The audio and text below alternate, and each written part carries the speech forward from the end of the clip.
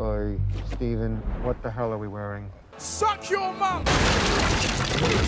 Episode 2 of Marvel's Moon Knight released this week, and I'm glad to say it's just reaffirmed my already existing opinion that this is by far the best Marvel Disney Plus show we've had. And, it's only 2 episodes in, but I can tell already that this is a much better quality and it's definitely a lot more inventive and unique, and it really is using being a show and being able to experiment with that to its full advantage. And this episode's great because it essentially answers some of the mysteries we sort of had in the first episode without sort of telling us everything, but giving us enough to keep the movie sort of plodding along. And this episode definitely sets the motion of the plot into gear more. As the previous episode with first episode, there's a lot of setup, so the plot's really getting going now. And in this episode, we get a much better idea of who characters are and what the motives are. And I like how this episode, a lot of the focus of it was on sort of moral ambiguity, like looking at the world in a black and white way, like who's right and who's wrong. And you can't really do that with this. They've definitely took the time to sort of develop a story that's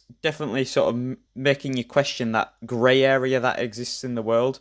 And I'm really glad it does that because it is always unique storytelling. And I mentioned it was previously kind of shown in the first episode with Ethan Hawke's character, Arthur Harrow. And you get to see a lot more of him in this episode where you see, him and his little cult, I guess they are. They sort of have this little community. And I think it's great because it shows they're not like crazy people, I guess. He's somewhat convinced and people believe they just seem like normal people, and he's really essentially built a society and like community around this. And you see that he has one in London, and maybe it was a different one when he was in, that other country in Europe. I'm not sure where it were. So you can see, you often think of cults and like just crazy people.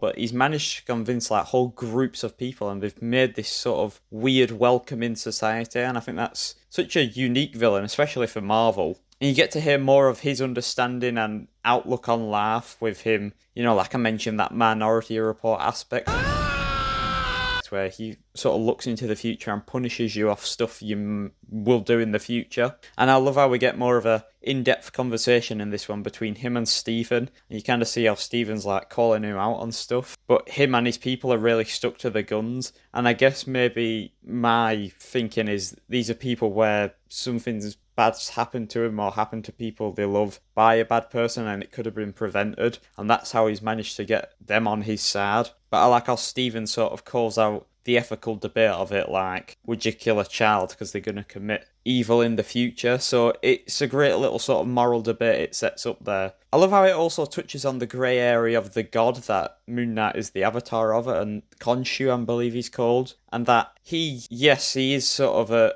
beacon and a fist to stop evil. But when you sort of learn stuff about him in this episode, like you learn Arthur Harrow was a previous avatar of him, and he's just sort of been cast aside or whatever's happened there. But also how he just seems to go through people, this god, not really caring about him, as you find out he's going after Mark's wife, after he's done with him. And you can see he somewhat seems like a character that uses people and somewhat destroys the life. Like you can already see how Stephen's life has sort of fell apart, and we don't really know Mark's story, but I'm guessing something not the best happened there, because we can see the relationship between him and his wife is very jarred, and it seems it's due to him taking on this moniker of Moon Knight that you clearly see he does not like, because you do get to see a lot more of Mark Spector in this, especially towards the end where he assumes control. I am assuming direct control. And you see sort of the type of person he is, and you see he like kicks off and he's easily wound up and stuff like that, but you also see how he's somewhat being used, and you kind of feel for him in that way, and you get more of an understanding with him when Stephen's describing what it's like to be on the inside. It maybe makes him more sympathetic, but I like how you also get the angle with Mark where he somewhat feels like he's tricked Stephen to take over his body almost.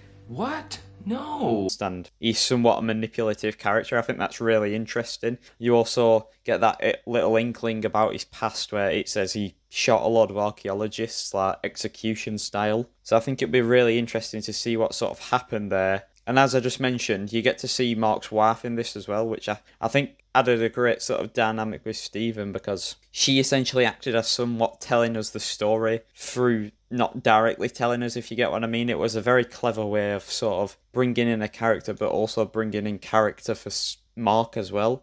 So I think that was really cleverly done. And you don't get to see a huge ton of her in this, but you get enough of her to where you understand sort of a character and motives and somewhat of a relationship with Mark. And I'm guessing she'll be in the rest of the series, so she'll only get fleshed out more. And Stephen in this episode is really interesting. You see he's somewhat become more resilient and he's less of a pushover to just sort of let in Mark take over, even if he does need saving, because you can see how it's affecting his life. You know, you're really showing him just these 2 episodes. You know, it's gone from him missing a date to then losing his job. You know what I mean? You can see, like, to a normal person, that would really mess up the life. And I like how the show somewhat takes that seriously, because it makes Stephen feel like a much real person. And I love the idea of the fear of, you know, he didn't want to be taken over. I think that's such a cool concept when they do that writing stuff. You know, I think it's a very hard thing to pull off. But I love somewhat the horror aspect of his man being taken over and him just being sort of sat there and not being able to do anything about it. You also get to see sort of his rendition of a superhero, I guess, with Mr. Knight, where it's like a suit version of Moon Knight.